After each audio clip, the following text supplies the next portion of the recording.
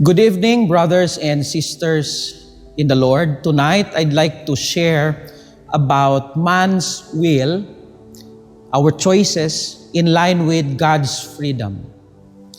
Let me ask you several questions. Have you ever asked yourself a question like this? If God is in control of everything He created, why am I given a prerogative of choice? Or how does God's freedom not disrupt my own will? And if God controls all things, how can my action have a real meaning? Now let me begin in the story of Job.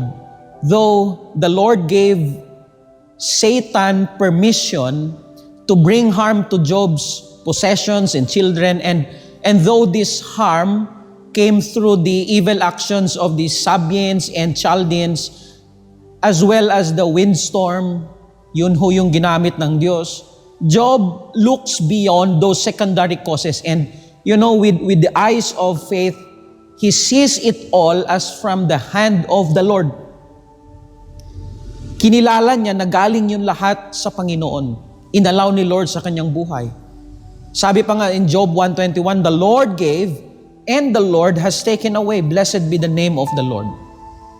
For Judas naman, it was his real choice and will. But, God cooperates with created beings in every action, directing their what we call distinctive properties to cause them to act as they do. And God was bringing about His plan through the willing choices of real human beings who were morally accountable for their actions. So, yung daily choices mo, sa'yo talaga yun. You are conscious of it. You are aware of it. Your course, your friends, your everyday errands, your spouse, your clothes, everything. Those are real choices. Sa'yong galing yun. God did not force you to choose it. There's no coercion happening. However, our choices can be influenced. Kaya minsan ganyan ang pananamit mo ngayon, malakurian kasi magdamag ka nanood ng K-pop. Yung mga young boys, minsan mabibigla ka na lang habang naglalakad, dumidribble, pumupost up pa.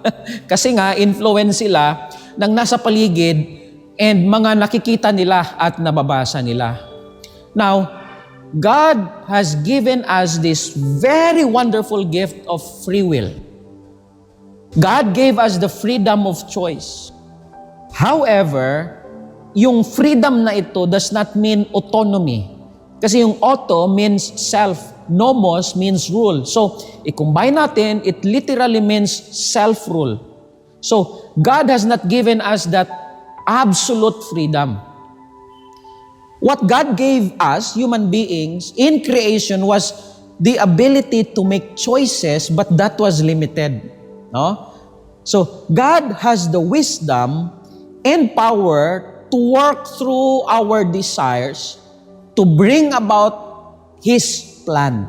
Ang sabi pa nga sa Proverbs 16:19, the heart of man plans his way, but the Lord establishes his steps. So, we know and saw how many accidents, for example, happened in a month or a year. But we just didn't know how many accidents God did not allow, right?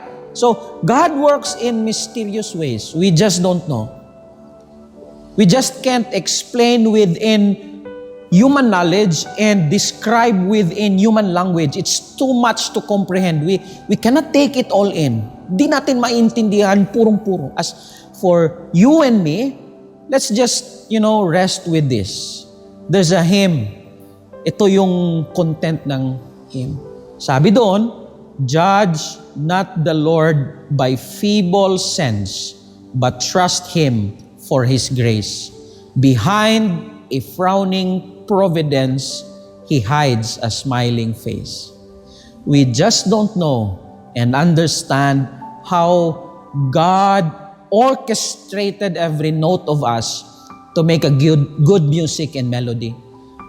Ours is just to say, God of mercy, God of grace, give us eyes to see your smiling face within the mystery. Thank God. Thank God. Our steps are guided every day. We may stumble, but we will not fall. We meant it for evil, but the Lord meant it for good. May the name of the Lord be praised. Amen. Magandang gabi po sa inyong lahat.